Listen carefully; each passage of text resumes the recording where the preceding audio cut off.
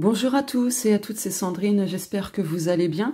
Aujourd'hui, on se retrouve pour l'interprétation complète du thème astral de la gagnante au jeu concours sur Instagram. Voilà.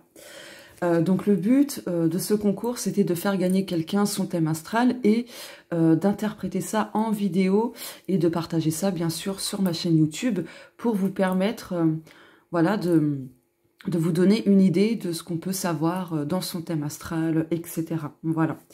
Allez, c'est parti. Donc là, je vais faire l'intro thème. Donc c'est évoquer les 5 signes, entre guillemets, d'influence, dominant, etc. Et faire donc une description globale de qui est Aurélie. Allez, c'est parti. Alors, son signe solaire est en Vierge. Quel est le rôle du signe solaire? Eh bien, déjà, il représente, pardon, il représente l'individualité, l'authenticité, le soi profond, ce qu'on souhaite incarner, la manière de s'affirmer, de se mettre en avant, de voir les choses, etc. Et bien sûr, ça représente une grande partie de notre personnalité. Donc là, pardon, pour vous, Aurélie, votre signe solaire en Vierge, ça fait que vous êtes une personne perfectionniste qui a quand même besoin d'avoir le contrôle sur les choses. Vous êtes une personne sérieuse, maniaque, fidèle, très organisée, très fiable, très à l'écoute, ça c'est important de le dire, qui est altruiste, etc. Ce que vous aimez, c'est l'organisation, tout contrôler quand même, rire, tout ce qui est détail, discrétion, détermination, et parfois vous pouvez être rancunière. Ce que vous n'aimez pas, par-dessus tout, c'est la saleté, les débordements, déléguer certaines tâches aux autres, etc. Puisque vous aimez tout contrôler, donc vous aimez bien gérer vous-même les choses, et vous avez du mal à montrer vos émotions. Alors, montrer ses émotions, ça dépend dans quel contexte, ça dépend avec qui, en fait. Voilà. Du coup, par rapport à votre date de naissance, vous êtes du 3e décan. Donc, ça fait que vous êtes une personne, vous êtes une bosseuse. Voilà. Maintenant, votre signe ascendant. Alors, attendez, ça me gratte la main. Voilà. Votre signe ascendant est le Scorpion. Donc, le rôle de l'ascendant, c'est qu'en fait, il dicte votre mode de vie. C'est l'énergie que vous émanez, en fait, tout simplement, de par votre attitude, le caractère, etc. C'est le vous que vous montrez en conscience aux autres. Voilà. Donc, c'est le style que vous adoptez en termes de tempérament. Mais ça peut aussi représenter les masques, parfois. Donc, votre signe ascendant fait que dans votre tempérament, le caractère, etc., vous êtes une personne directe, franche, très résiliente, vraiment très résiliente. Vous êtes parfois possessive, vous êtes une personne entière, passionnée, intuitive, j'insiste bien sur le mot intuitive. Voilà, vous êtes le phénix. Voilà, c'est que vous mourrez pour renaître de vos cendres, pardon. Donc, ça signifie que vous rebondissez à chaque épreuve, tout le temps. Ça en fait une force dans votre personnalité. Vous êtes parfois un peu mystérieuse, un peu réservée, méfiante et parfois anxieuse. Ce que vous aimez, c'est justement trop donner. Vous donnez beaucoup trop de votre personne. Vous aimez bien suivre votre intuition, votre instinct. Vous aimez parfois la vitesse quand les choses avancent plutôt rapidement. Et vous aimez bien sûr garder votre jardin secret. C'est très important pour vous. Par contre, ce que vous n'aimez pas, c'est la trahison, l'hypocrisie, la contradiction. Ça, c'est vraiment quelque chose qui ne passe pas. Mais vraiment pas. Ça signifie que s'il y a une personne qui vous trahit, en fait, ça dégage. Très clairement, ça passe tellement pas que boum, ça dégage. Voilà. Maintenant, votre signe lunaire étant Poisson, ici. Quel est le rôle du signe lunaire? Eh bien, il façonne vos émotions, vos états d'âme. Ça représente tout ce qui est toutes les choses subconscientes, en fait, tout ce qui se passe en dessous de la surface. Ça représente aussi vos besoins les plus profonds, ce qui vous donnera ce sentiment de sécurité émotionnellement, etc.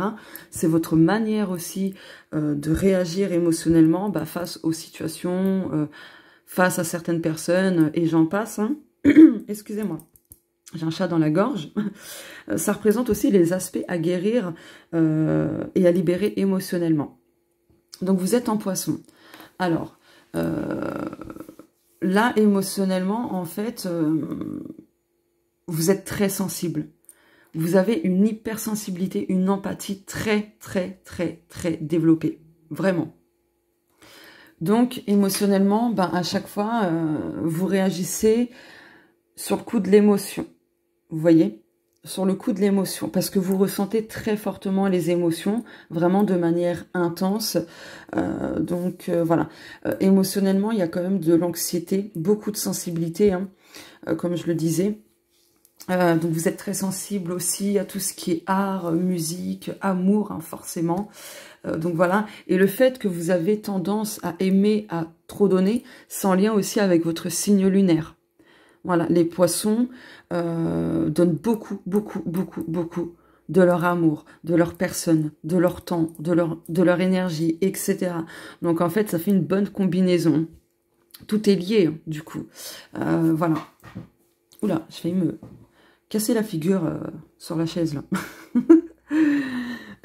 Bref, passons. Donc votre manière de réagir, c'est que vous pouvez être quand même impulsive parfois, parce que comme les Poissons ressentent les choses fois 1000, du coup, en fait, c'est pareil. Selon ce qui se passe dans votre vie, si c'est de la joie, vous allez réagir émotionnellement, mais à fond, donc exprimer de manière très intense, très fortement la joie. Pareil pour la tristesse, pareil pour la colère, et j'en passe, hein. Voilà. Est-ce que... Ouais, c'est bon. Ok. De manière émotionnelle, ce que vous n'aimez pas, c'est blesser les autres. Voilà. Donc ça va représenter les choses à guérir, à libérer. Pourquoi vous n'aimez pas blesser les autres? Alors, je dis pas de blesser les autres, mais c'est juste que parfois, vous contenez certaines choses. Vous n'exprimez pas certaines choses que vous ressentez, etc. Vous voyez? À cause de ça. Là, les aspects à guérir émotionnellement, c'est que il y a un manque de reconnaissance et du coup, vous pouvez faire les choses donc à trop donner, justement parce que cette blessure émotionnelle du manque de reconnaissance, impacte aussi votre manière de réagir émotionnellement, dans votre manière aussi, comment dire, d'aimer, même si le signe lunaire, ce n'est pas le signe vénusien, mais ça joue quand même, parce que tout ce qui est amour, etc., ça fait partie des émotions, des sentiments, de ce qu'on ressent, vous voyez, donc voilà. Et donc ça, c'est une blessure à guérir. Le manque de reconnaissance, etc., là, c'est un aspect à guérir. Ok. Aussi... Maintenant, je passe du coup au signe vénusien qui est ici. Et le signe vénusien est justement en Lion. Donc, vous voyez, tout est lié. Hein. Pourquoi je dis ça? Parce que les lions sont très généreux. Ils ont un grand cœur. Quand ils aiment, mais par-dessus tout. Vraiment. Sous leur carapace, parce que les lions sont souvent perçus comme des personnes avec un ego surdimensionné, mais c'est une facette. Vous voyez, c'est une facette, ça reste un masque émotionnel pour se préserver, pour se protéger. Ce sont des grands sensibles. Et du coup, votre signe vénusien, c'est quoi son rôle? Son rôle, c'est justement qu'il impacte votre vie amoureuse, les relations de cœur, votre manière de valoriser les autres, etc. Et du coup, quand vous aimez, mais vous donnez énormément, vous êtes ultra loyale, ultra généreuse, vous êtes très respectueuse, pardon. Donc voilà, du coup, ça rejoint votre signe lunaire. Quand je vous disais, pour le manque de reconnaissance, la blessure du lion, c'est justement la blessure du manque de reconnaissance, de valorisation, etc. C'est pour ça qu'on a envie d'être admiré, aimé, etc. Ça fait partie de ces blessures à ce signe du lion. Donc du coup, le signe vénusien, vous portez ces blessures-là. Voilà. De toute façon, on y reviendra petit à petit, hein, au fur et à mesure. Donc, voilà. Maintenant, le signe descendant, paf, ici. Quel est son rôle? Donc, déjà, votre signe descendant est en taureau. Et le rôle du descendant, c'est justement qu'il représente la perception que vous avez de votre entourage, votre capacité à nouer des liens sociaux, des liens personnels, professionnels, et j'en passe, votre manière aussi d'évoluer dans ce monde, mais surtout, le signe descendant va influencer grandement les relations quelles qu'elles soient, et va jouer un très grand rôle dans la vie amoureuse.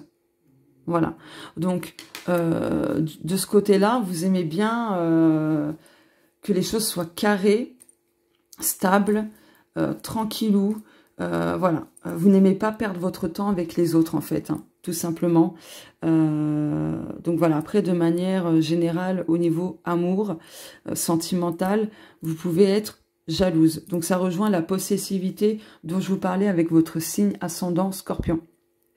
Voilà, tout est lié. Vraiment, tout est lié. Mais on y reviendra. Hein. On y reviendra. Donc voilà pour l'intro-thème. Maintenant, la maison 1. La maison 1, c'est le domaine personnel. Hein, donc ça implique votre signe ascendant, votre vous, votre apparence, le caractère, l'état d'esprit, etc. C'est l'image que vous renvoyez aux autres, hein, tout simplement. C'est votre mode de vie, tout ça, et le travail sur vous-même. Donc là, vous avez Jupiter pardon, et Uranus.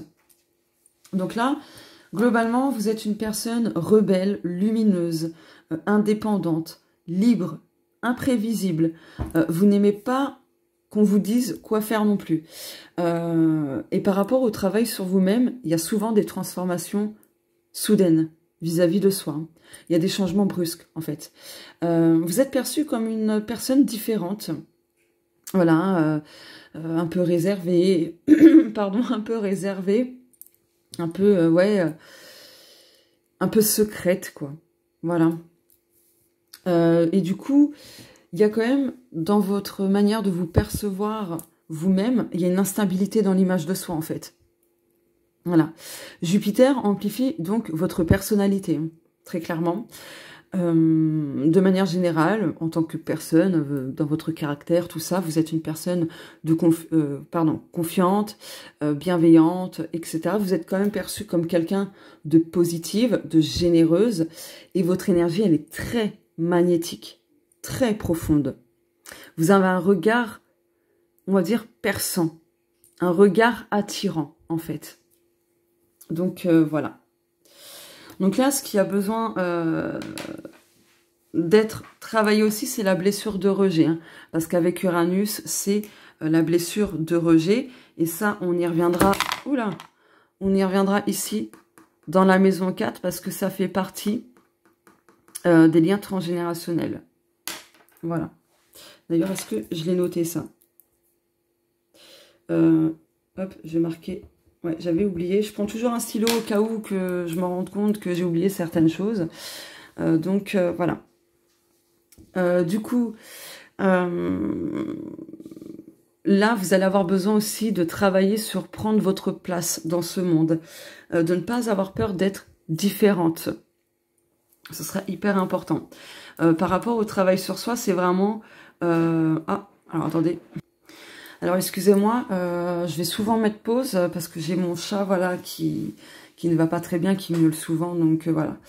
Donc, je disais, oui, par rapport au travail sur vous-même, vous allez beaucoup avoir d'expériences, de situations qui vont mettre, comment dire, à rude épreuve toutes vos croyances, la confiance en soi, et plein de choses de ce genre-là.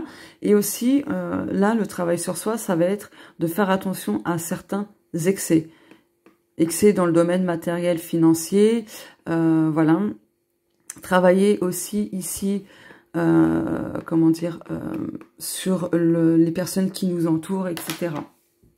Voilà, et qui provoquent beaucoup de tension, beaucoup de négativité, tout ça, voilà. De toute façon, s'il y a des questions hein, que vous avez... par maison, il ne faudra pas hésiter à venir me contacter en message privé pour qu'on puisse toutes les deux en toute intimité, en discuter. Voilà. Hop. Donc, ouais, ce ne sera pas une mince affaire hein, pour travailler sur vous-même. Il y a souvent des expériences ouais, qui ne sont pas des expériences pas simples du tout. Hein. Donc, voilà. Donc, le travail sur vous, c'est aussi pour mieux vous comprendre, mieux vous aimer, mieux vous accepter. Voilà, tel que vous êtes. Dans votre tempérament, vous n'aimez vraiment pas, en fait... tout ce qui est contraignant. Vous n'avez pas envie qu'on vous enferme dans une case, vous voyez? Donc ça, c'est plutôt bien, j'ai envie de dire. Mais c'est vrai que ça peut créer de la tension avec les autres. Parce que les autres ne comprennent pas, du coup. Donc, voilà. Là aussi, vous allez avoir besoin de travailler tout ce qui est divination, astrologie, intuition, et j'en passe. Parce que vous avez de fortes capacités dans ces domaines-là. Vraiment. Voilà, ça c'est avec Uranus. Donc c'est vrai, il y a souvent des bouleversements qui vous demandent de changer certains aspects de vous-même ou d'améliorer ou de... Voilà, de faire attention à votre état d'esprit et j'en passe. Est-ce que j'oublie quelque chose ? Donc, il y a de la rébellion. Vous êtes une personne rebelle, hein, de toute façon. Du coup, ça peut aussi générer beaucoup de tensions avec les autres, les personnes qui vous entourent. Et du coup, ça apporte de l'incompréhension. Et voilà. Donc, je pense qu'on ne vous comprend pas suffisamment. Voire pas du tout. Avec, en tout cas, certaines personnes. Ok. Maintenant, la maison 2. Ici. Qui est en Sagittaire. Alors, vous avez le nœud sud, vous avez Neptune et l'astéroïde Pallas. Donc là, la maison 2, c'est le domaine financier, matériel, donc ça représente vraiment tout ce qui est argent, gestion de l'argent, tout ce qui est matériel, voilà, le rapport à son corps, à la nourriture, tout ce qui est valeur, ancrage, etc. Et donc là, il y a énormément de schémas et de dettes karmiques. Il y a de la survie. Et en fait, comment je peux formuler ça? Comment dire? Je pense que vous avez souvent été confronté à vous débrouiller seul, quel que soit l'aspect touché dans ce domaine. Il y a un certain attachement au matériel. Voilà, il y a besoin de lâcher le contrôle aussi. Hein. Vous avez une grande capacité à manifester l'abondance sous toutes ses formes, autant sur le plan financier que matériel, et même dans tous les domaines de vie, hein, j'ai envie de vous dire. Mais c'est vrai que parfois les finances sont instables, il y a des pertes, il y a des blocages, il y a des luttes, il y a des conflits. Il y a des conflits au niveau financier, il peut y avoir aussi... ça peut être le cas dans le passé, hein, vous me direz de toute façon, mais au niveau du corps et de la nourriture, il y a eu quelque chose de très impactant. Ouais, de très impactant. Alors, est-ce que vous avez de l'hyperphagie? Est-ce que vous avez eu de la boulimie, de l'anorexie ou quelque chose comme ça? Voilà, parce que ça ressort, en fait. Ça ressort. En tout cas, il y a quelque chose avec la nourriture. Ouais. Donc, pourquoi je dis il y a des schémas, des dettes karmiques? Bah, c'est en lien avec le nœud sud, hein, parce que le nœud sud, du coup, c'est tout ce qui est karmique, le passé de l'âme. C'est les bagages avec lesquels on est. Donc, vous avez ramené énormément de bagages karmiques. Oula, de bagages karmiques. Et du coup, c'est ce que vous allez avoir besoin de libérer. Donc, il y a aussi la peur du manque. La peur de manquer, donc ça ne touche pas que les finances, hein. Ça peut toucher l'alimentation aussi. Oula. L'alimentation, oh zut. Voilà. Donc peut-être que vous avez une tendance à faire plus de courses qu'il ne faudrait. Je vous donne un exemple, hein, mais vous adaptez ça, hein, bien sûr. Peut-être à trop manger par peur justement de manquer. Donc il y a un lien avec la survie, hein, par rapport au nœud sud. Donc voilà, donc il y a des habitudes que vous avez sur le plan financier, matériel, au niveau de la nourriture, du rapport au corps, etc. Ça a besoin d'être changé, en fait. Parce que c'est très ancré. Très, très ancré. Ok. De toute façon, on en rediscutera tranquillement ensemble, hein, ne vous en faites pas. Si vous voulez, bien sûr. Donc, voilà. Pardon. Et bien, maintenant, la maison 3. La maison 3 étant Capricorne. Hop. Vous avez l'astéroïde Cérès en rétrogradation. Et vous avez Lilith. Donc, la lune noire. Alors, tout ce qui est planète et astéroïde en rétrogradation, c'est très karmique. C'est là où il y a des défis, des répétitions, des aléas, des problématiques, etc. Voilà. Et là, en fait, donc la maison 3, c'est le domaine de la communication sous toutes ses formes. Ça représente vraiment votre environnement, tout ce qui est voisinage, études, frères et sœurs, éducation, relationnel, entourage proche, c'est aussi l'adolescence, etc., etc. Votre manière, du coup, de communiquer, hein, d'interagir avec les autres, c'est tout ce qui va être aussi déplacement, etc. Donc là, en fait, pour moi, vous êtes quand même une incomprise. Vous voyez? On ne vous comprend pas toujours, vraiment. Quand vous communiquez, c'est toujours de manière structurée, sérieuse, de façon mature. Vous êtes très ancré dans la réalité. Mais parfois, vous êtes réservé aussi dans votre manière de communiquer, de vous exprimer. Voilà. Je pense que vous avez grandi dans un environnement très strict, exigeant. Il y a eu quand même pas mal de carences affectives liées à la communication. Donc voilà, vous n'avez pas été forcément écoutée, comprise, donc du coup, voilà. Par contre, vous avez un don pour apaiser les autres par la parole. Ça, c'est un don inné chez vous, très clairement.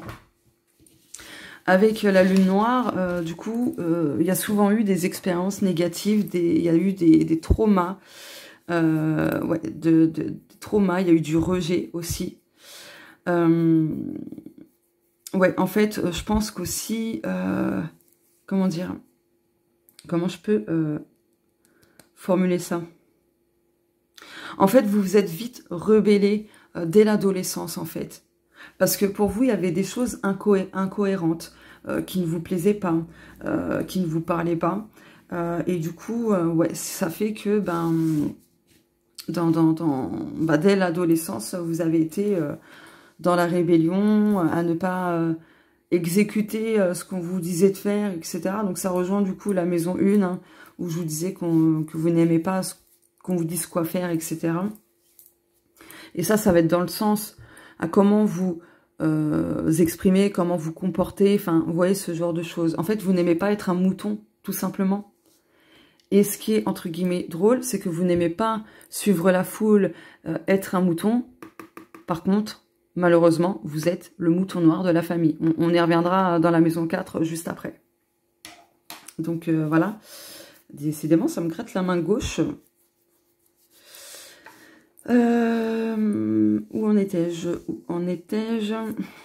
Donc ouais, même de ce côté-là, il y a des liens transgénérationnels, hein, de toute façon, que vous avez hérité. Donc il y a des problématiques que vous avez vécues dans ces aspects de cette maison, qui proviennent du karma familial. Donc il y a besoin de creuser en profondeur là-dessus. Voilà. Ok. Je pense que vous avez été aussi très vite indépendante, très jeune. Ouais. Ok. D'accord. Bon.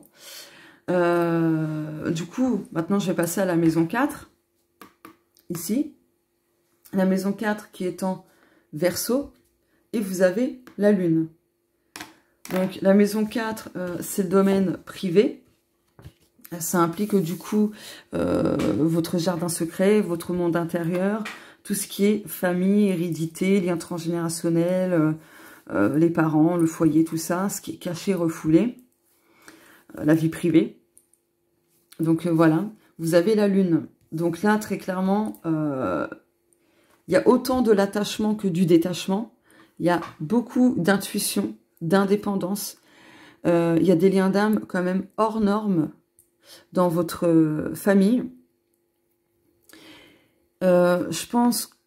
Alors, je pense, non, c'est pas je pense. Donc déjà, il y a des liens transgénérationnels que vous avez hérités du côté de votre mère. Parce que la lune, en astrologie, est associée à la mère. Le soleil au père. Voilà. Et donc, je pense que vous avez eu une mère très différente, très originale, qui a pu être aussi le mouton noir de la famille. Et vous, c'est pareil, vous êtes le mouton noir de la famille. Voilà. Pourquoi ? Parce que vous n'aimez pas, en fait, comme je vous l'ai dit tout à l'heure, suivre la foule, etc., faire comme tout le monde, etc. Non, c'est pas votre truc, mais vraiment pas. Parce que les Verseaux, ce sont des anticonformistes. Ils aiment bien suivre leur propre voie, leur propre chemin, etc. Et du coup, il y a eu beaucoup de rejets hein, au sein de votre famille. Donc, voilà. Donc, ça fait écho à ce que je vous disais dans la maison 1. Hein. Voilà. Blessure de rejet, etc.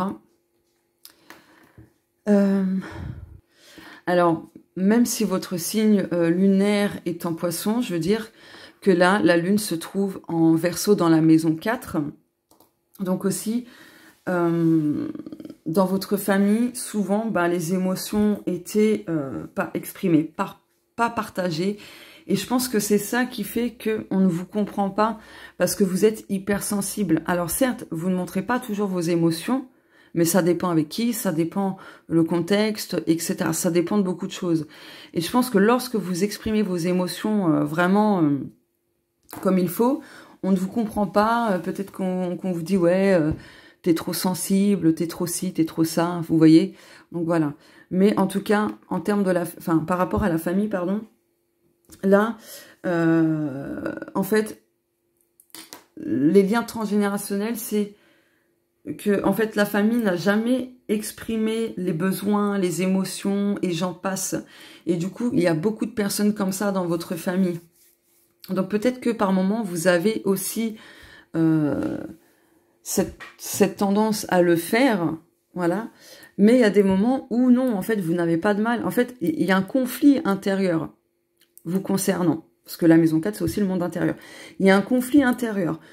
Autant vous exprimez vos émotions, autant non. Parce qu'inconsciemment ou même consciemment, vous vous souvenez de, en fait, dans ma famille, c'est mal vu, c'est être vu comme une chochotte, faible, et j'en passe. Bien sûr, je vous donne des exemples. Hein. Donc, voilà. Donc, du coup, ça crée un conflit intérieur en vous-même. Voilà. Donc, du coup, ça aussi, au niveau de la famille, des liens transgénérationnels, c'est à travailler parce que là, il y a vraiment quelque chose à creuser. Hein. Je pense que, je pense, non, c'est pas je pense, je sais pas pourquoi je dis ça à chaque fois, mais là aussi, il y a des secrets des non-dits. En lien transgénérationnel, il y a des secrets de famille, des choses cachées, très cachées. Ouais.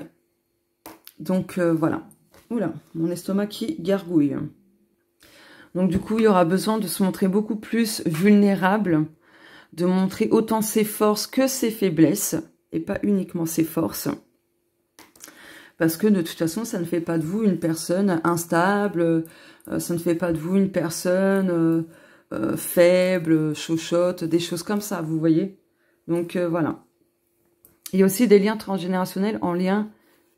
Oula, j'ai mal formulé. Il y a des liens transgénérationnels avec le professionnel.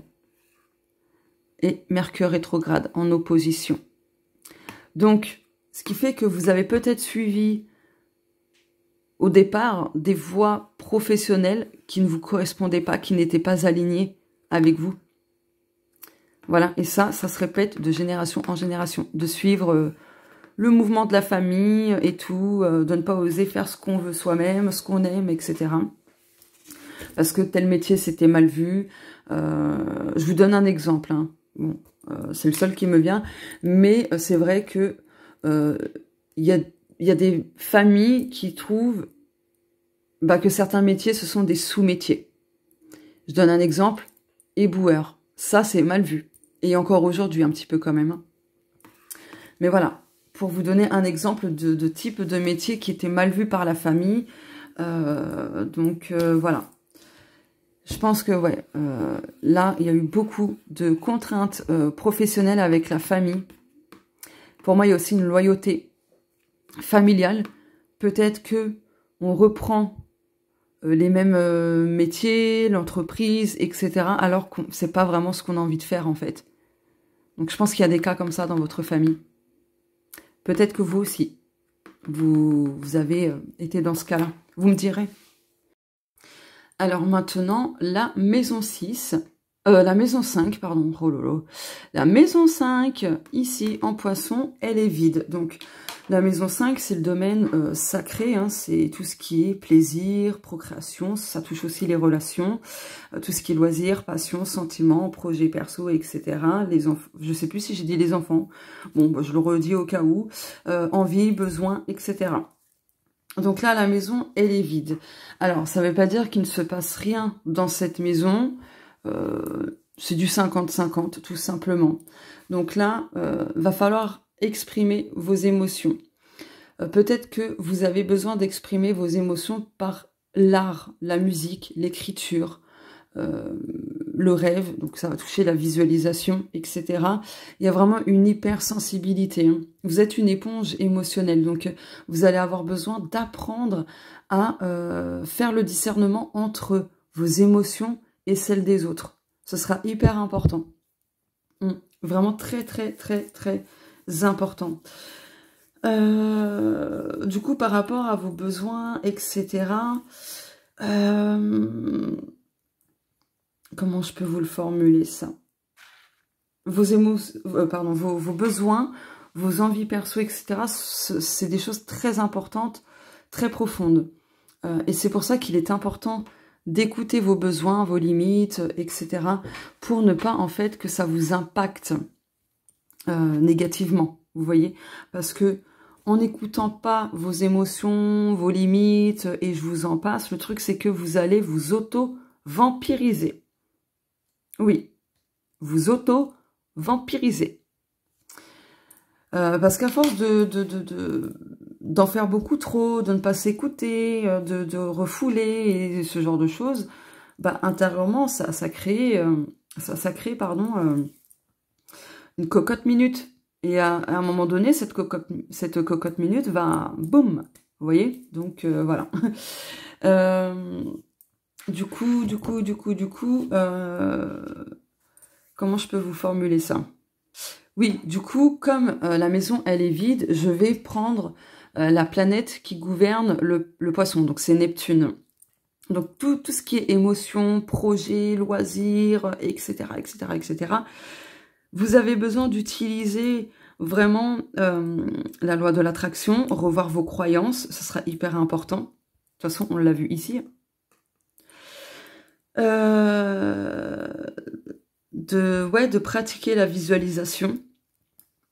Pourquoi pas faire un tableau de visualisation aussi, pour vous aider à manifester voilà, vos projets perso, et je vous en passe, pour en fait donner vie à ce que vous voulez donner vie, hein, tout simplement. De suivre votre intuition pour tous les aspects évoqués. Vraiment. C'est important de travailler là-dessus. De vous écouter, de vous faire confiance. Vraiment, de vous faire confiance intuitivement.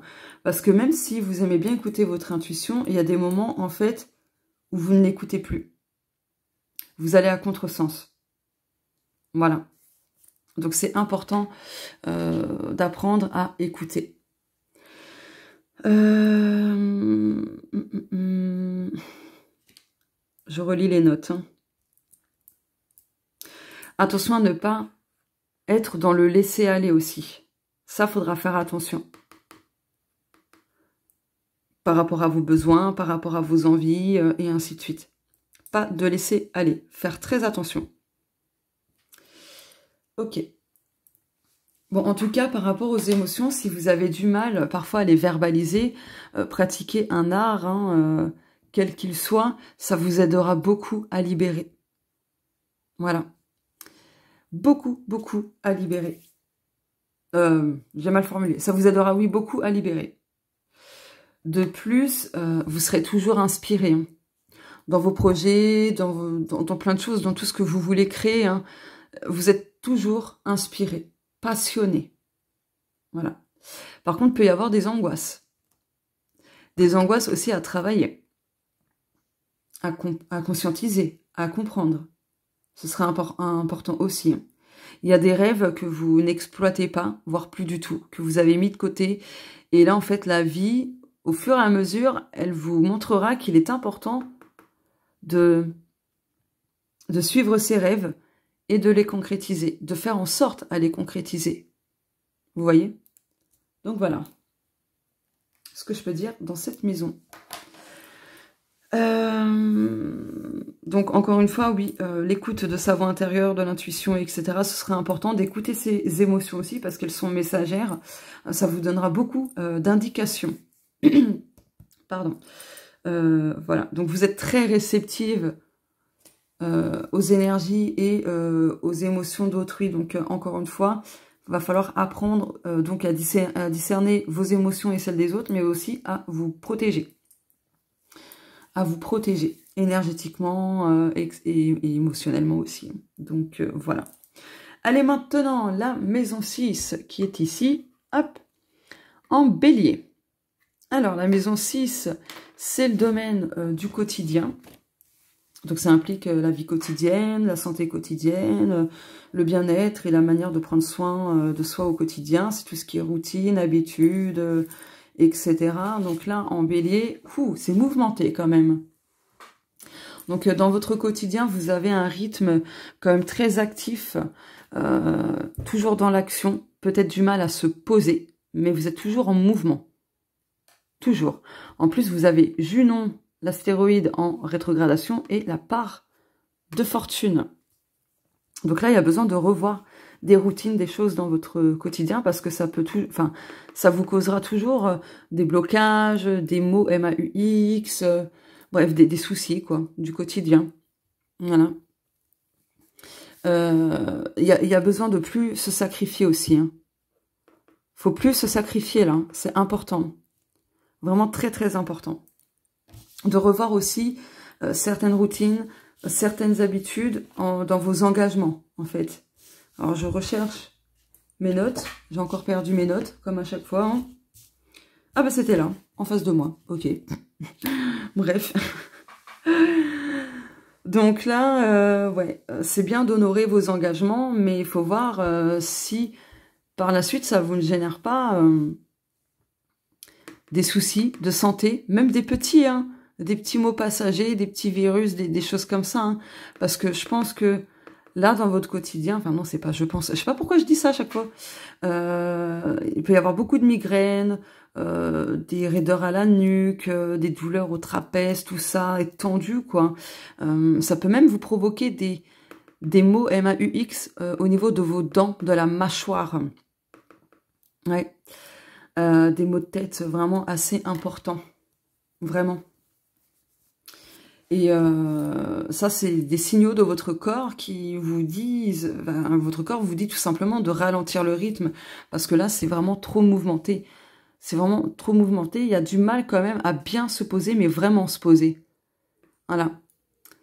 Alors, je dis pas que vous ne le faites jamais. Mais disons que la plupart du temps, vous êtes trop dans l'action, trop dans le mouvement. Vous en faites beaucoup trop. Il y a un surménage aussi. Vraiment.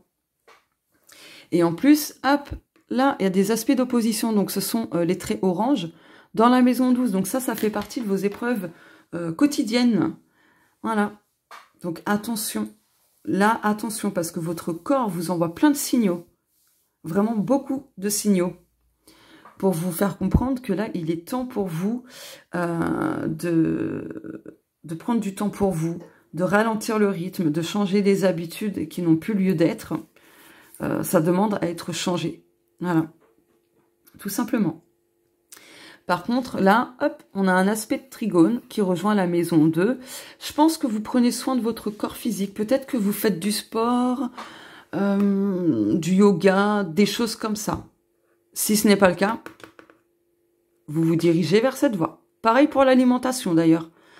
Votre alimentation a un grand impact sur votre corps physique, votre santé, etc. Et ça, vous allez le travailler. Hein. Vous allez revoir beaucoup de choses là-dessus. Hein. Voilà, peut-être que ce n'est pas encore le cas, peut-être que si, vous me direz, mais en tout cas, vous cheminez, vous cheminez vers cette voie-là, hein, très clairement. Pourquoi je dis ça? Parce que le bélier, sa planète maîtresse, la planète qui gouverne le bélier, c'est Mars. Et Mars, c'est tout ce qui est énergie physique, etc. Hop là. Le corps, tout ça, hein, le corps physique. Donc c'est pour ça que je vous dis ça. Donc ouais, là vraiment dans le quotidien, il y a besoin de lâcher prise, de prendre des décisions pour votre bien-être global, hein, vraiment. Voilà. De toute façon, si vous avez des questions aussi par rapport aux maisons qui seront évoquées, n'hésitez pas à me les poser en privé, on en discutera. Hein. Pardon, oh, ce chat. Donc, voilà pour la maison 6, mais je vérifie quand même si j'oublie rien. Donc oui, aussi, il y a des soucis du quotidien en lien avec la famille, votre monde intérieur et les liens transgénérationnels. Là, vous avez aussi un aspect de tension, donc c'est les traits rouges, hein, conflictuels, etc., dans la maison 8, qui est le domaine du changement, des schémas répétitifs, etc. Donc là, va falloir se mettre à l'action pour changer tout ça. Et là, c'est pareil, la maison 6, vous voyez, elle rejoint la maison 8. Vous voyez? Donc, il faut vraiment apporter des changements là. Ce sera hyper important, sinon il y aura toujours l'impression de lutter, de toujours devoir en faire trop, enfin, de toujours devoir faire, tout simplement. Voilà. Allez, maintenant, je vais passer à la prochaine maison. Oui, non. J'ai oublié certaines choses dans la maison 6. Donc ouais, en fait, vous êtes toujours en train de faire quelque chose dans votre quotidien, etc. Parce que vous n'aimez pas ne rien faire, en fait. Vous voyez? Donc ça peut poser problème parce que parfois, ne rien faire, c'est bien. Ça permet de se régénérer, de reprendre des forces, de souffler, et je vous en passe. Hein. Donc en fait, vous êtes une personne hyper active. Tout simplement. Donc voilà. Je vérifie, du coup, si j'oublie rien encore. Oui, si, heureusement que je revérifie, je prends le temps. Mais là, en fait, dans votre quotidien, le truc, c'est que... comment je peux vous aimez bien que les choses soient faites de suite. Voilà, c'est tout de suite. Il y a plutôt de l'impatience. Vous êtes têtu dans le quotidien. Voilà. Donc c'est pour ça que vous êtes toujours dans le mouvement. Parce que s'il y a des choses à faire, vous n'avez pas envie d'attendre. Vous voulez les faire maintenant. Et justement, là, vous allez devoir apprendre à souffler, à déléguer certaines tâches. N'oublions pas ce qui a été dit tout à l'heure. De vous décharger de certaines choses, en fait. De prendre le temps de souffler, de prendre du temps pour vous, en fait. Je dis pas que vous le faites jamais, mais c'est pas souvent non plus. Hein. En tout cas, vu la configuration de votre thème astral, c'est pas souvent. Voilà, donc ça génère des tensions émotionnelles, des tensions dans le corps. Ça peut même créer des tensions dans le quotidien. Donc, si vous vivez avec des personnes chez vous, ça peut créer de la tension, que vous en ayez conscience ou non. Voilà. Bon, là, c'est bon. J'ai fait le tour. Maintenant, la maison 7. Hop, je reprends mes notes. Je regarde juste si j'oublie rien encore une fois. Ouais, donc en fait, vous êtes trop speed hein, quand même dans la maison 6, hein, dans le quotidien. Alors, la maison 7. Oh my goodness. La maison 7 est en taureau. Vous avez le lot de l'esprit et Chiron en rétrogradation. La maison 7, c'est quoi? Excusez-moi, je commence à avoir mal à la gorge. Je vais faire des pauses, hein, de toute façon. Hop. Donc, la maison 7, c'est le domaine amoureux. C'est les contrats d'âme, les relations de cœur, tout ce qui est motif de dispute, de rupture, ce qui vous tient à cœur, etc. C'est le signe descendant, du coup. Et la maison 7, c'est le miroir de la maison 1. Voilà. Et bien, donc, là, avec Chiron en rétrogradation, Chiron, c'est le grand guérisseur du zodiaque qui nous fait ressortir les blessures les plus profondes. Voilà, toutes les blessures enfouies, les blessures de l'âme, je vous en passe, des choses, des douleurs qui n'ont pas été digérées, on va dire, par rapport aux vies passées de l'âme. Donc voilà. Du coup, là, il y a une guérison karmique. La guérison karmique passe par les relations, que ce soit des relations amoureuses, relations de cœur, famille, amis, etc. Mais guérison karmique. Voilà. Votre âme a décidé de choisir... Oula, je vais faire tomber le téléphone. De choisir... Je remets bien mon téléphone, voilà. Ces épreuves-là, ces difficultés, et j'en passe, parce qu'elle n'a pas réussi à régler tout ça dans des vies passées, en fait. Voilà. En fait, là, les blessures, c'est que c'est en lien avec l'engagement, principalement. L'engagement, la stabilité, tout ça dans les relations. Donc, du coup, votre âme, elle a décidé de réexpérimenter ça dans cette vie. Voilà. De régler ça une bonne fois pour toutes. Donc, du coup, là, dans vos relations, quelles qu'elles soient, les contrats d'âme, c'est justement de vous faire travailler ces blessures-là. Le fait que vous ayez besoin un peu de vous sentir rassuré, ça aussi, vous allez le travailler. Pardon, excusez-moi. Donc du coup, par rapport à ça, au niveau des contrats d'âme, en fait, vous attirez des personnes à l'opposé de ce que vous voulez, qui ont tendance peut-être, enfin c'est pas peut-être, mais à fuir l'engagement, etc. Ou alors vous tombez sur des personnes qui font style de s'engager et tout, mais en fait, au fur et à mesure, vous vous rendez compte que non, que c'est pas ça du tout, que c'est instable, etc. Voilà. Et du coup, ben, la plupart du temps, il y a beaucoup eu de relations, que ce soit amoureuses et même relations de cœur, où il y a eu beaucoup de pertes de temps, en fait, beaucoup de changements imprévus, beaucoup d'imprévus. Et ça c'est quelque chose que votre âme, elle a choisi pour guérir, parce qu'elle a déjà vécu ça. Elle l'a déjà vécu. Je continue, j'ai dû mettre pause, hein, parce que à force de parler, j'ai mal à la gorge. Donc là, du coup, quelle est la blessure que Chiron fait ressortir? Bah, c'est des blessures relationnelles. Hein. Rejet au niveau de l'amour-propre, de la valorisation, de l'engagement, etc. Donc voilà. Et du coup, ce qui fait qu'au niveau des contrats d'âme, je pense que vous avez souvent attiré des partenaires qui réveillaient justement ces blessures, ces peurs, des insécurités profondes. Voilà. Dans quel but? Dans le but, en fait, de grandir et de guérir à travers l'autre. Voilà, vos relations sont des relations miroirs. Voilà. Déjà que de base, la maison 7, c'est le miroir de la maison 1. Mais du coup, là, les partenaires que vous attirez, c'est des relations miroirs. Voilà. Donc, du coup, travailler l'effet miroir sera important pour justement comprendre tout de suite ce qui se joue.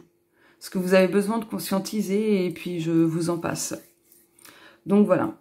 Après, globalement, vous êtes une personne stable, fidèle, loyale, en amour, et vous vous engagez, quoi. Même si parfois, vous ne montrez pas toujours vos sentiments, pas de suite en tout cas.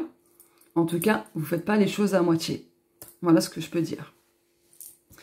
Maintenant, eh bien, la maison 8, c'est le domaine du changement, donc ça implique les transformations. Donc la maison 8, elle est là, et elle est en Gémeaux.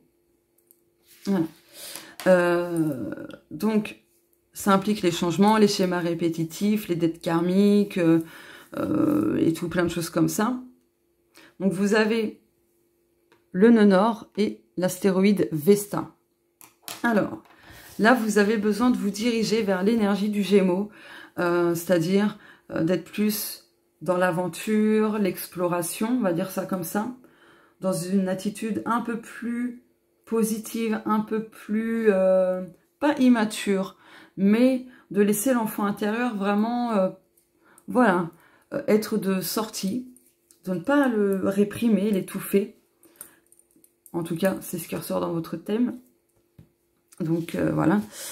Du coup, là, ouais, avec le nœud nord, en fait, vous allez avoir beaucoup d'expériences sur diverses sur diverses choses. Ça fait partie de votre mission de l'âme, hein, d'ailleurs.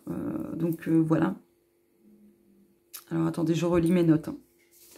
Je relis mes notes. Hop là. Voilà. En plus, la planète qui gouverne le Gémeaux, c'est Mercure. Donc du coup, en fait, là, les changements, les métamorphoses, les schémas répétitifs concernent justement comment dire, la manière de s'exprimer. Vous voyez? Donc on revient aux émotions. Voilà. En fait, c'est par ces changements que vous apprenez beaucoup. Vraiment beaucoup, beaucoup, beaucoup de choses. Beaucoup d'enseignements. Voilà. Par contre, c'est vrai que les transformations se font, on va dire, plutôt rapidement. Plutôt rapidement. Vous arrivez à vous adapter voilà, au changement globalement. Mais c'est vrai que là, ce qu'il faut changer, c'est le sacrifice de soi. Parce qu'avec Vesta... Oula, je vais refaire tomber le téléphone. Avec Vesta, c'est sacrifier ses propres besoins, même ses projets, pour les autres. Vous voyez? Pour les autres. Là, vous voyez le trait, là? Il rejoint la maison 11. La maison 11, c'est le domaine pardon, social, collectif, etc. Les autres, quoi. Donc, du coup, il faut changer ça. Et ça, c'est en lien aussi avec ce que vous avez hérité de la famille, tout ça. Donc, important d'arrêter de sacrifier ses propres besoins pour les autres. C'est ce qu'on va vous faire travailler. C'est ce qui demande... Oula, je vais faire tomber mon téléphone encore. C'est ce qui vous est demandé, en fait, de ne plus vous oublier vous-même, au point de vous sacrifier dans vos besoins, vos désirs, et j'en passe. Donc là, en fait, la mission de votre âme aussi, c'est de vraiment explorer les mémoires transgénérationnelles, parce que vous avez vraiment beaucoup, beaucoup, beaucoup de karmique. D'accord? Vraiment beaucoup. Là, c'est karmique, karmique, karmique, karmique. Vraiment. Là aussi, c'est costaud. Donc là, vraiment, explorer les mémoires transgénérationnelles, ce serait important parce que vous portez beaucoup de choses qui ne vous appartiennent pas finalement et qui vous impactent dans votre vie, qui peuvent vous bloquer et ainsi de suite. Il y a même des choses que vous pouvez faire inconsciemment en lien avec ces mémoires transgénérationnelles. Vous voyez? Donc du coup, ce sera important pour vous de vous diriger dans cette voie parce que vous allez déconstruire, déraciner tout ça. Vous voyez? Et ça va changer beaucoup de choses. Ça va changer beaucoup de choses parce que tout à l'heure, je vous disais qu'il y a quand même des secrets de famille, des non-dits, etc. Et c'est peut-être pour ça aussi, quelque part, que dans votre vie, au niveau amoureux ou autre, il est possible que vous attiriez aussi des partenaires secrets, malhonnêtes, peut-être qu'il y a de la triangulaire, des choses comme ça. Et ça, c'est en lien avec les mémoires transgénérationnelles. Donc voilà, c'est vraiment important de se focaliser là-dessus pour apporter des changements concrets. Voilà, pour qu'il y ait vraiment une renaissance, un renouveau global dans votre vie. Le fait de sacrifier ses besoins, c'est pareil, c'est en lien avec des mémoires transgénérationnelles. Et donc, d'explorer tout ça, ça vous permettra de comprendre énormément de choses. Dans l'histoire de votre famille, dans des choses que vous pouvez faire aussi, enfin voilà quoi. Donc voilà, il peut y avoir de l'anxiété. L'anxiété, c'est pareil, hein. À mon avis, c'est quelque chose que vous avez hérité de la famille. Mais c'est en lien avec des peurs, des blessures aussi. Voilà. Je dis ça parce que les signes des Gémeaux, pardon, ce sont des personnes anxieuses. Voilà.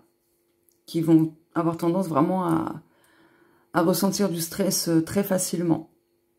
Voilà, de toute façon, ça rejoint ici, hein, le Scorpion, parce que le Scorpion, c'est aussi un signe anxieux. Donc, voilà. Je vérifie si je n'oublie rien. En tout cas, c'est quelque chose de très sacré, de très important. Tous ces changements, ces métamorphoses qui demandent à être, de libérer toutes ces dettes karmiques, tous ces schémas répétitifs. En fait, c'est détruire pour mieux reconstruire.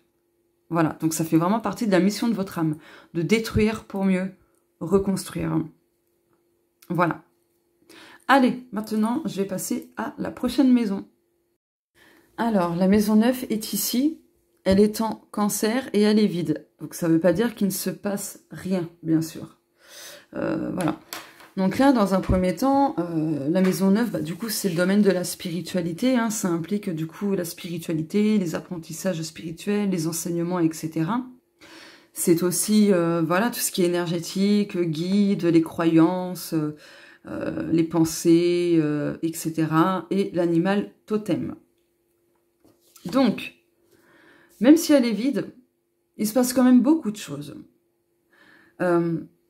Comment je peux vous formuler ça? Donc déjà, en fait, la spiritualité va vous enseigner la persévérance, la détermination, le fait d'écouter votre intuition. Parce que les cancers, ce sont des signes ultra intuitifs. Mais vraiment intuitifs. Tout comme le scorpion. Alors je dis pas que les autres signes non, hein, parce que le poisson aussi. Hein. On est tous intuitifs selon, voilà, à différents degrés.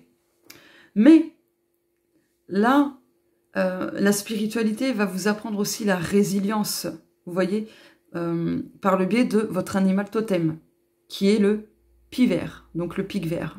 C'est votre animal totem qui vous est destiné, de naissance, etc.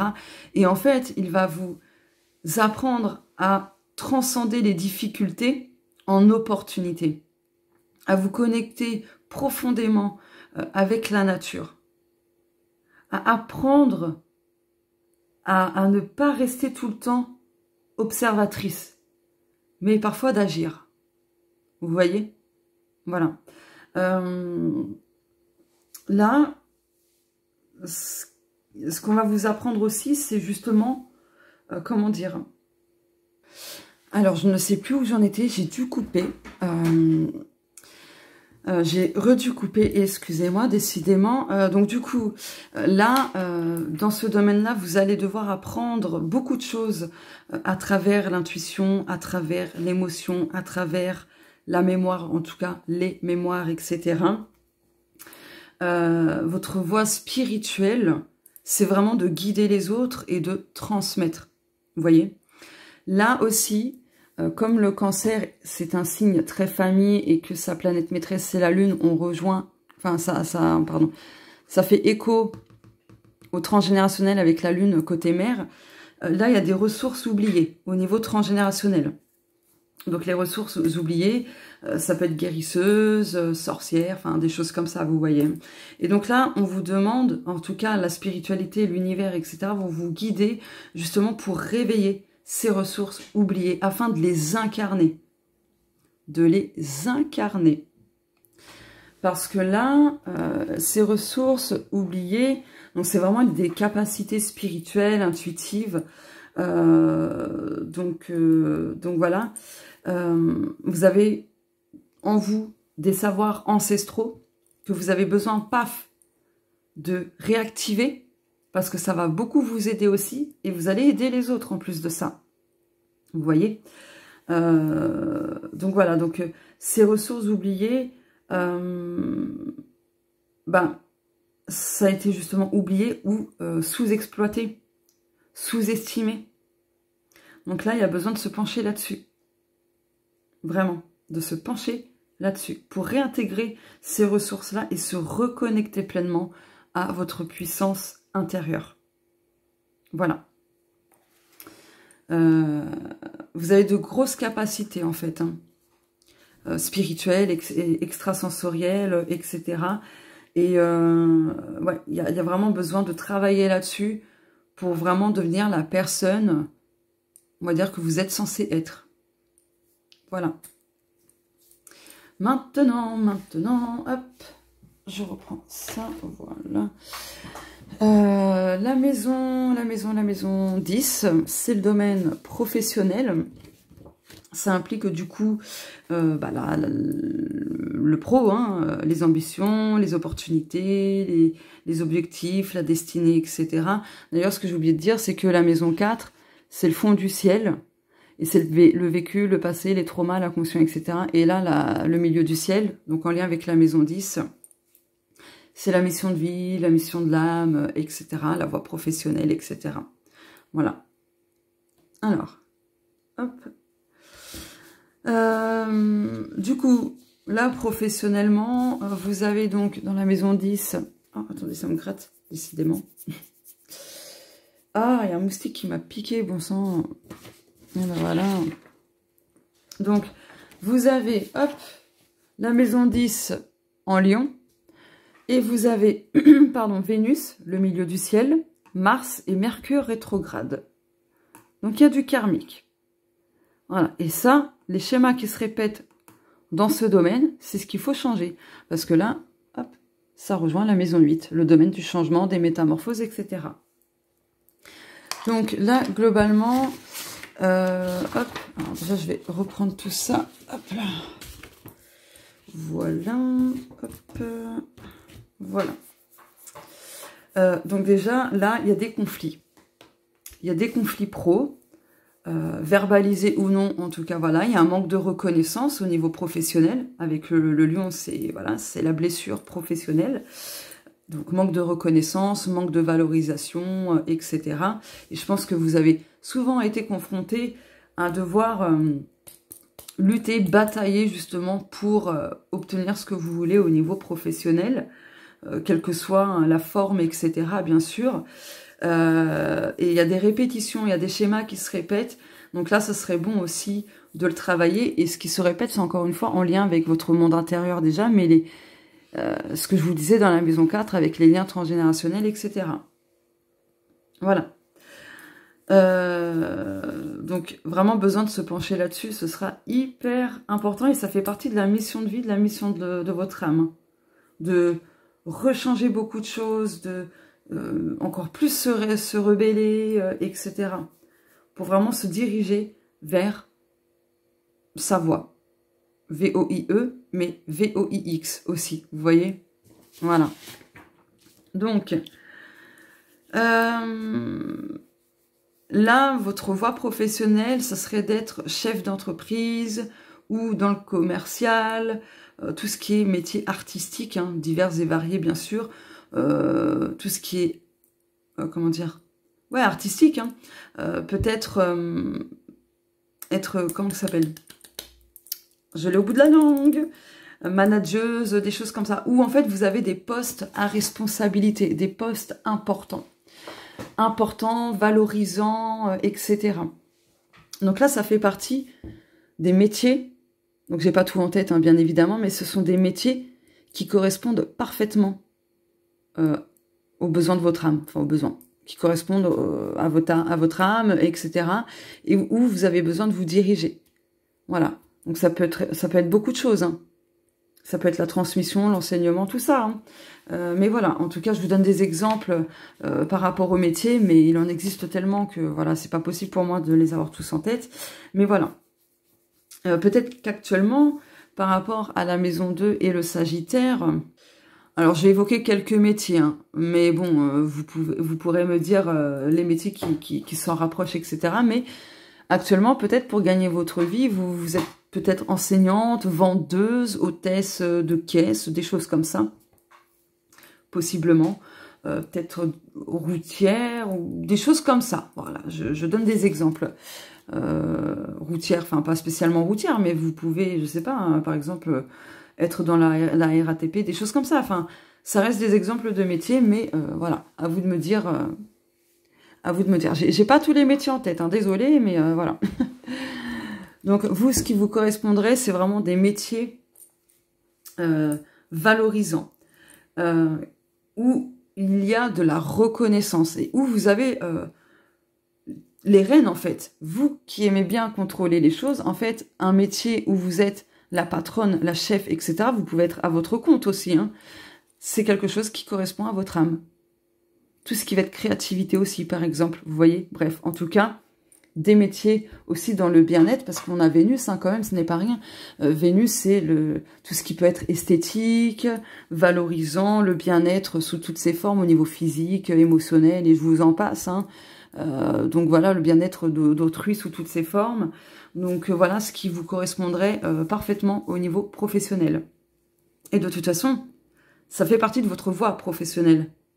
Ce sont ces types de métiers qui vous correspondent vraiment et où vous pourrez vraiment vous épanouir. Parce que regardez, on a un aspect de trigone.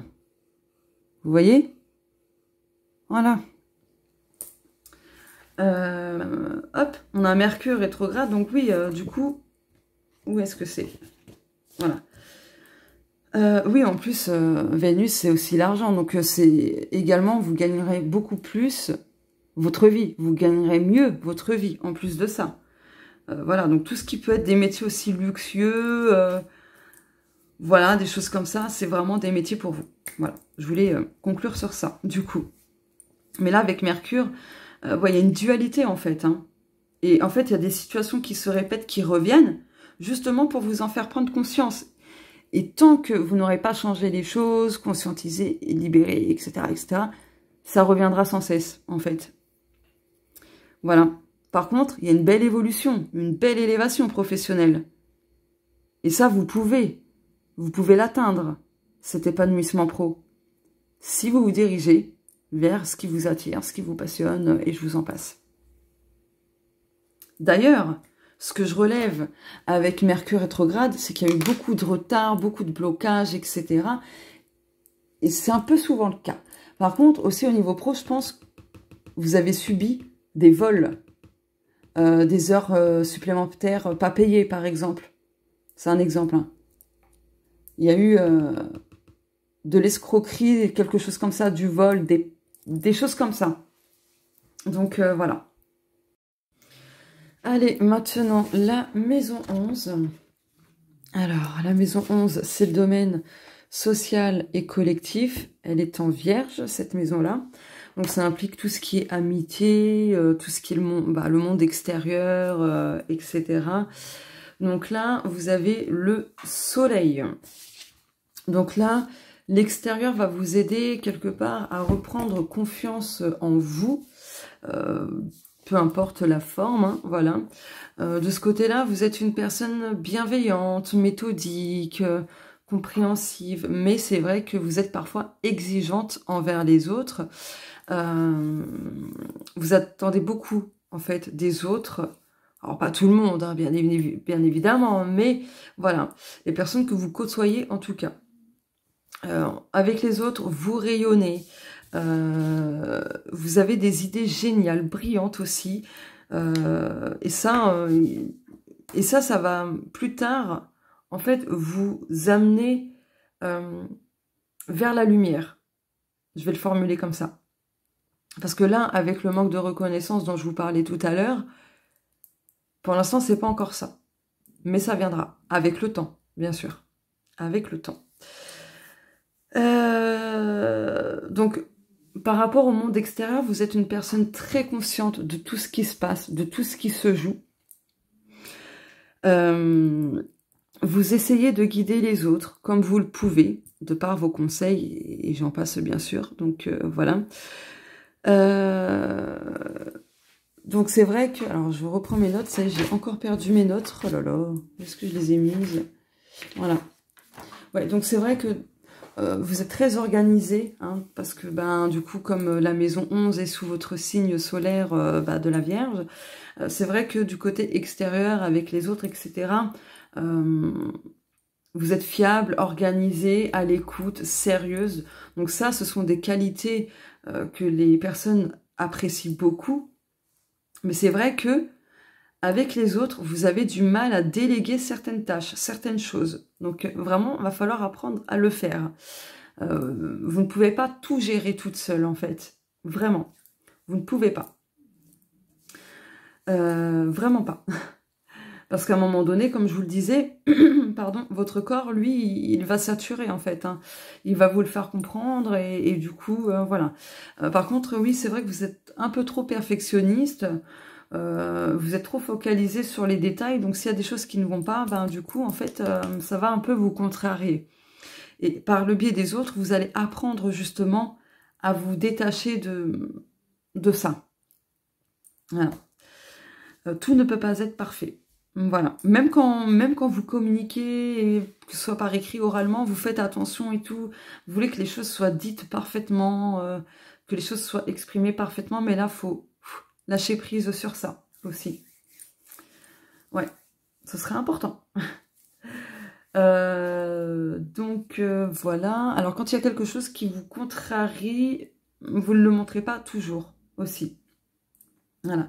Donc les autres, parfois, ont parfois du mal à savoir ce que vous ressentez, ce que vous pensez, enfin, ce genre de choses.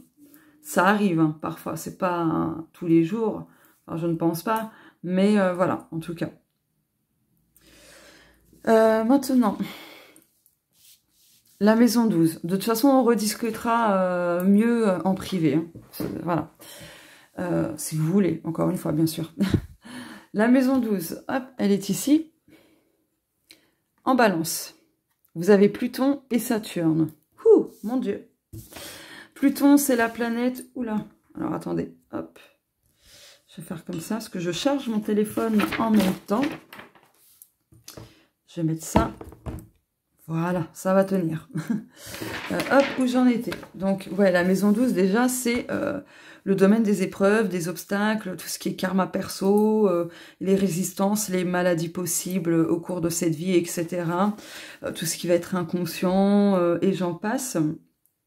Donc, voilà.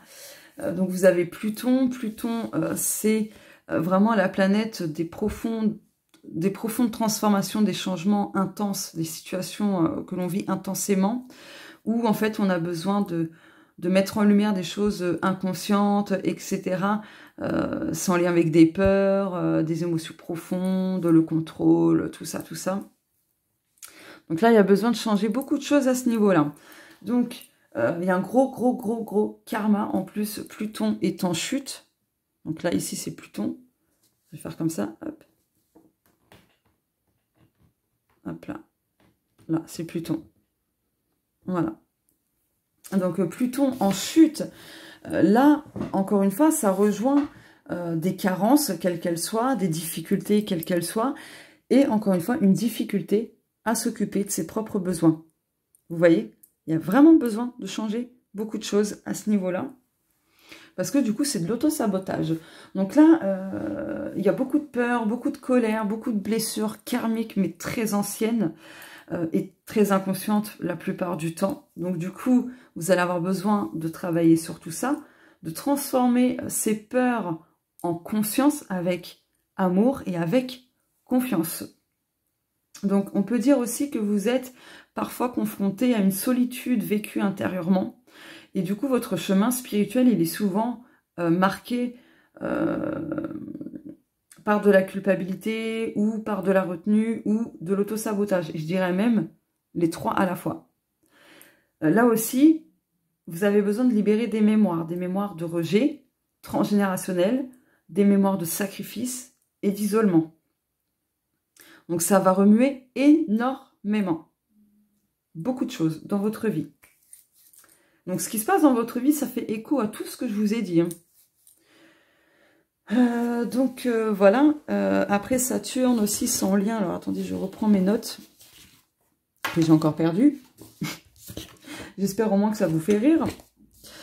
Donc, il y a la blessure d'âme d'abandon aussi. Que vous avez ramené de votre dernière vie antérieure. Voilà.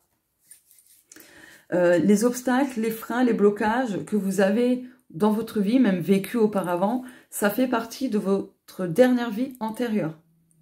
Et donc, ça fait partie des défis à relever, en fait. Voilà.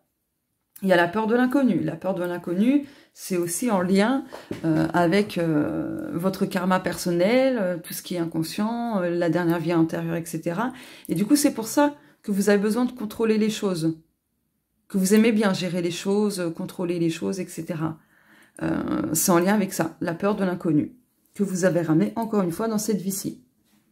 Donc du coup, là, de par les épreuves, les obstacles, etc., c'est là où vous allez avoir beaucoup de leçons de vie. Vraiment beaucoup de leçons de vie, beaucoup de leçons karmiques. Voilà. Ok. Maintenant, par rapport aux maladies possibles que vous pourrez rencontrer au cours de cette vie, alors apprendre avec des pincettes, bien évidemment, c'est important de le dire. Excusez-moi. Donc là, par rapport au signe de la balance qui se trouve dans cette maison 12, et la maison 12 qui correspond aussi aux maladies, etc., vous pouvez avoir des problèmes aux reins, à la vessie, pardon, aux poumons, faire de l'hypertension, de la rétention d'eau, problème de poids aussi, de l'œdème, des éruptions cutanées, des problèmes de sommeil, problèmes lombaires, etc. Avec votre signe solaire, la Vierge, vous pouvez avoir des troubles alimentaires, choper un rhume très régulièrement, avoir des douleurs abdominales, problèmes digestifs, des choses au niveau de la rate, des intestins, des maladies psychosomatiques. Et avec le Bélier, des problèmes de vue, du stress, des migraines. En fait, la tête en général, toute la sphère ORL. Donc, voilou. Allez, maintenant, je termine avec les nœuds lunaires. Où est-ce que j'ai mis mes notes? Voilà. Hop, je retrouve. Non, c'est pas ça. C'est ça. Voilà. Alors, du coup, hop, et j'ai encore perdu. Voilà. Alors, votre nœud nord est en Gémeaux. Le nœud nord, c'est le nœud lunaire principal. Donc, hop, il est là, le nœud lunaire, le nœud nord. Donc, en fait, là... Oula, je failli faire tomber le téléphone. Ça représente tout ce qui est défi, challenge, mission de l'âme, etc. Les blocages, les buts de vie, tout ça, quoi.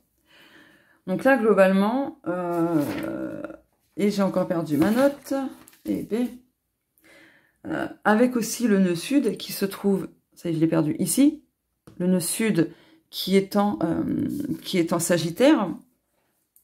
Oula, alors attendez, excusez-moi, j'ai dû remettre pause. Donc du coup, en fait, globalement, la mission de votre âme, avec ces nœuds-là, c'est de désapprendre...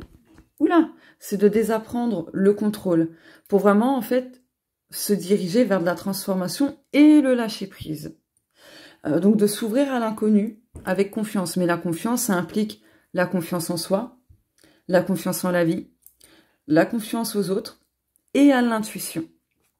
C'est aussi de libérer de vieilles croyances, quelles qu'elles soient, hein, de vieilles croyances, des mémoires, etc. Donc, ce sera hyper important pour votre âme, en fait, de faire ce qu'il faut pour se décharger de ce qu'elle a ramené dans cette vie.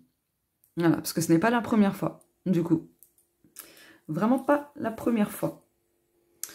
Alors aussi, il y a besoin d'apprendre. Alors, c'est pas dans tous les projets, dans tous les objectifs, etc. Mais dans certains projets, il y a besoin de maintenir le cap, de maintenir ses efforts, de ne rien lâcher, de ne pas abandonner trop vite, en fait. Voilà. Peu importe le projet, quel qu'il soit. D'apprendre aussi à exprimer vos besoins.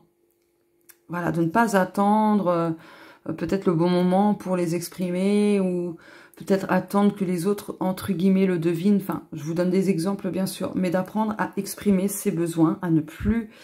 et à les combler aussi, à les respecter et de ne plus se sacrifier, en fait. Hein. D'apprendre aussi à s'adapter parfois à l'inconfortable, donc dans des changements imprévus. Parce qu'il y a des fois où ça ne passe pas, en fait. Il y a beaucoup de mal. Donc, ça crée des tiraillements, des tensions intérieurement et tout, des grosses prises de tête. Donc, voilà. Ouais. Je vérifie. Ok. Hop. Voilà. Voilà, pour votre thème astral, bien sûr, on discutera mieux des choses, voilà, hein, j'apporterai, si besoin, plus de précision selon votre retour, vos questions, etc. Voilà, parce qu'il y a énormément d'informations, hein.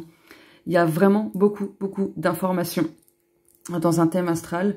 Donc voilà, c'est pour ça que c'est bien qu'on puisse échanger, d'avoir un retour, etc.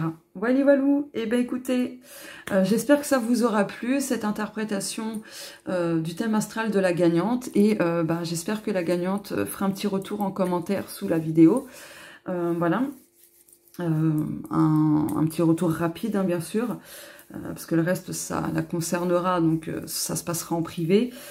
Donc voilà, en tout cas, bon, je vais pas faire ça tout le temps, hein, de faire gagner des thèmes astro, tout ça. Je voulais vraiment, voilà, vous montrer à quel point c'est enrichissant. Il y a beaucoup d'informations, vraiment beaucoup. C'est pour ça que j'insiste, les personnes qui ont eu leur thème astral, de revenir vers moi pour qu'on en discute. Par contre, n'attendez pas 6 mois plus tard, 3 mois plus tard. Non, quand même. Voilà, n'attendez pas tout ce temps pour qu'on en parle. C'est important de le faire le plus rapidement possible. Voilà. Donc, ben écoutez, je vous souhaite à tous et toutes une belle journée. Si jamais vous êtes intéressés par le thème astral, vous me contactez. Voilà, il y a tout dans la barre d'infos. Il y a tout. Voilà, voilà. Bah écoutez, je vous fais de gros bisous. N'hésitez pas à liker, commenter, voilà, à donner aussi. Enfin, donner. Dites-moi ce que. Enfin, comment dire. Ah, j'ai bugué. Ah, Mercure rétrograde. En tout cas, à me partager.